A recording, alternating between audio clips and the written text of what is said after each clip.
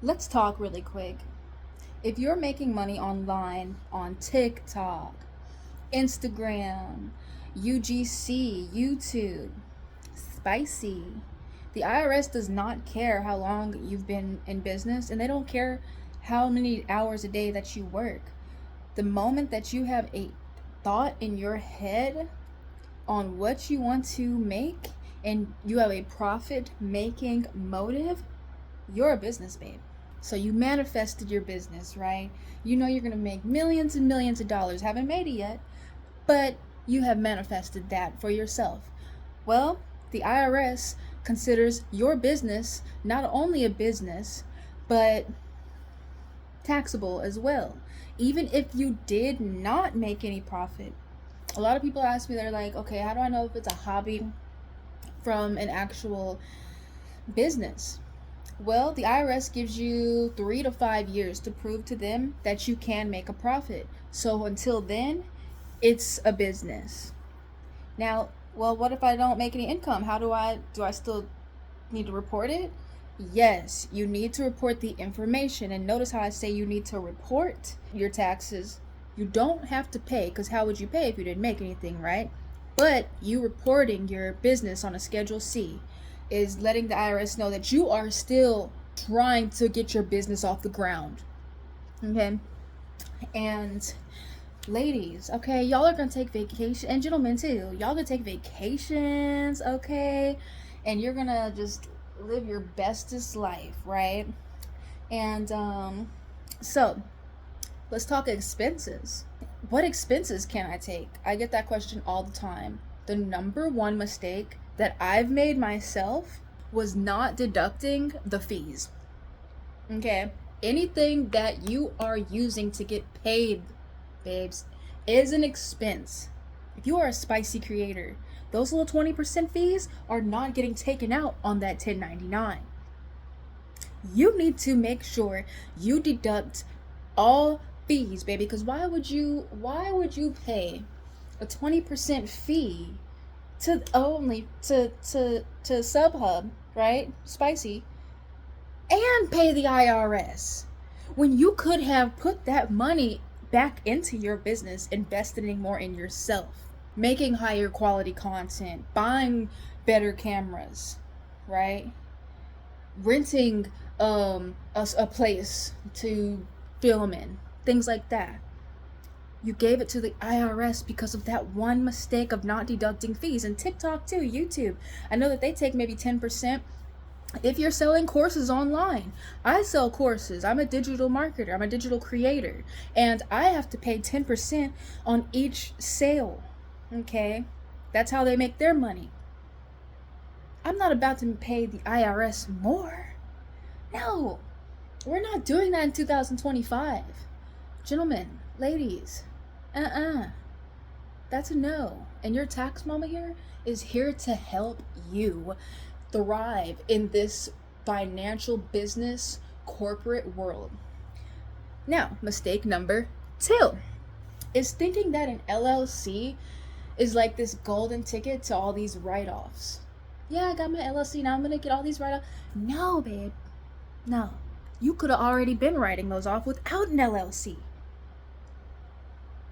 Now, if you want to stay protected, then of course, yes, go ahead and get that LLC. But if you want to save real big bucks, it's in the S Corp. Incorporating your business as an S Corp saves you money on self-employment taxes. Just having an LLC or not having one means you're paying self-employment, federal, state. Okay? So, I would say once you because you will, right? Because we're manifesting, you're gonna make 50,000, you're gonna make 100,000, right? Multi-millionaire, you guys are multi-millionaires in the making, okay? That's when you want to really S Corp your business. They don't tell you these things. They don't teach us this in school, right? They put it on the IRS website for us to go and learn ourselves, but you go and you try to read the jargon and the tax slang and the all the little words that they use, and it just doesn't make sense. Well, I'm gonna make it make sense for you. Mistake number 3. Don't go to the IRS website thinking that they're going to show you how to prepare a return. It only teaches you the tax law. Go in there with the mindset, hey, I'm about to learn the tax law today. Let me not go into this rabbit hole, right? What do I mean by rabbit hole? I mean going to the IRS website, reading on how to file a Schedule C, and you're learning the tax law, and you're like, okay, well, where does the 1099 NEC go on the Schedule C? Okay, well, do I deduct expenses and report income on a Schedule C? Okay, well, what's a 1040? Does that go? Just learn what's on the surface, because a lot of the times you guys are already knowing what the fuck you're reading. Excuse my language. You're already knowing. Remember your teacher used to say, don't second guess yourself. Or the first answer that you thought it was, it probably is. Don't second guess yourself. When you're learning tax strat law on the IRS website, you understand completely. Don't second guess yourself. And I don't know why I'm even going into like the mistakes, because I really just wanted it to be kind of like I didn't want to like number it down, but since we're doing that, I'll go ahead and get into mistake number 4. Not writing off your camera's lingerie. Okay, you need to make sure that, again, you are taking advantage of this, and you only use what you're buying for your business for your business. Number 5, you have an office space? Well, I only have a little tiny place. I can't really do office space like that right now, you know. You can only deduct up to 300 square feet, right? But you can only be using that office space for work. No scrolling through TikTok, no listening to music, scrolling through the gram. Only work. Otherwise, you cannot deduct that office space. It is only for business. What another thing you guys can do that a lot of people don't do is separating their makeup. Separate your makeup from your personal to your business.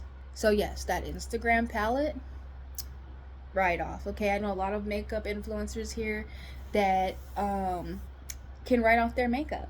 You can literally change your financial situation, increase your income by triple by just learning a few simple tax strategies or hiring a tax expert. Take it from me. Last year, in less than 2.5 months, I was able to make $10,000. And by me knowing what deductions to take, how to incorporate my business, I was able to save $5,000 of that $10,000, because I was writing off everything that I was able to write off. I was able to incorporate the business, things like that. You can literally, if you think these millionaires, okay, these SubHub ladies, men making $1 million are just out here willy-nilly, just like not paying attention to the tax side of it, think again, okay? And I can guarantee you they probably aren't paying taxes. I mean, they're probably paying some. I'm gonna say they're not paying taxes completely, right? But it's not about how much money you are making. It's about how much money you're keeping at the end of tax season. So, have a real business mindset, and remember, it's not about how much money you're making. You want to keep as much as possible of your money. Now, maybe you're more focused on, I don't really want to learn taxes. I'll just hire an expert for that. Yes, always hire an expert, but it does help to know these tax strategies, so that way you can go in with the mindset of, that way you can go in basically like knowing if they are a good tax preparer or not, because you have some really bad tax preparers, okay? So with you knowing, kind of like when we go to buy a car, or if we go to the mechanic, right?